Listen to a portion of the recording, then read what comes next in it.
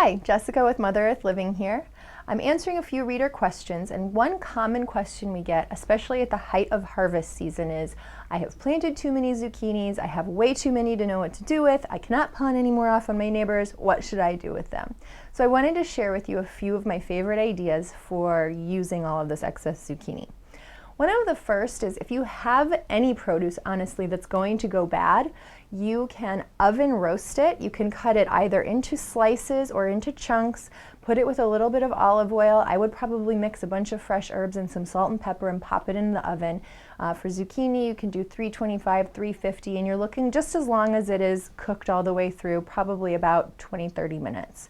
Once it's cooked like that, it's going to last quite a bit longer than it would if it is already starting to go bad. So you can pop that into a jar and keep it in the fridge. It'll keep as an ingredient for at least 2 weeks. You could also put that into a freezer and freeze it and use it later as a frozen product. Zucchini will lose a little of its texture once it's frozen, but if you put it into something like a casserole or a stew, it'll work just fine. Another really great idea is to go ahead and shred zucchini.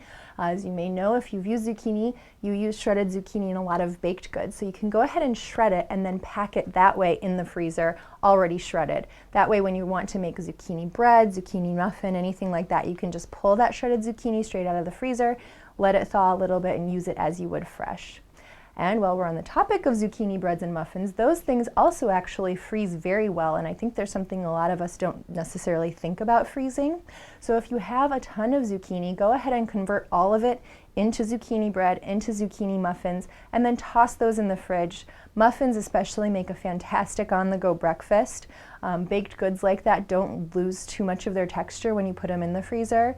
You want to make sure you separate loaves or muffins with wax paper so they don't stick together. But other than that, you can go ahead and freeze it and it's going to come out just fine.